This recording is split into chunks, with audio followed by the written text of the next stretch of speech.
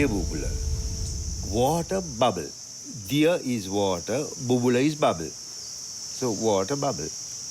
But Diyabubula is a name given to any spring, and there are several on the way from here to Matale. Several different springs, but they're given local names. But it's the only piece of land that has water throughout the year, and as you can see, a lot of water.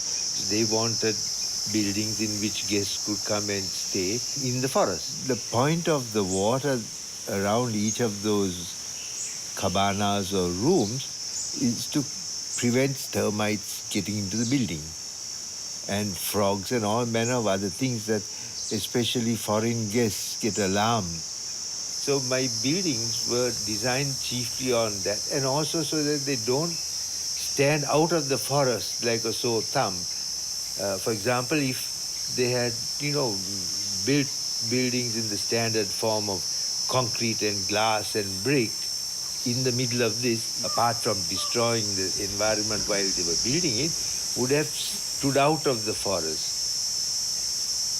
So these buildings were made and finished so they get absorbed into the background and don't stand out. So I basically built the entire structure and the flow and a lot of the stuff in it is built out of old railway sleepers or railway ties as you would call them in Europe. They were being discarded, and so I found that excellent timber and rough and have been out in the sun and the rain for 100 years, and so very good building material.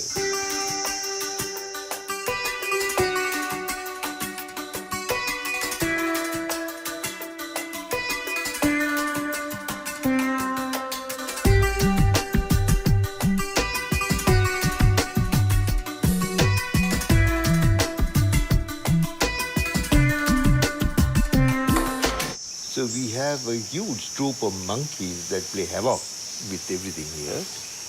And we have monitor lizards, otters, a whole range of different birds. So it's like a small refuge. I just like being in the forest, and various things in it attract me. And those are the things I like to sit and paint and draw and make into sculptures. Well, there's a huge piece of art in each room. I don't think the building can take much more.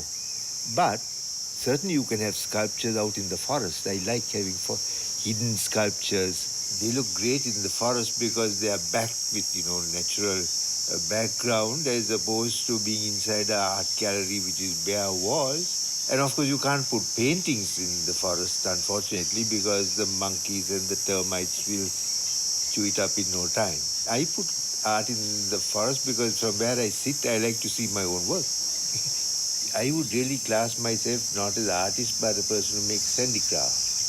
If the painting gets boring, I start painting over it. I am too lazy, really, most of the time. You have to have that, like Van Gogh and guys, but those are tormented lives. Fortunately, mine isn't a tormented life.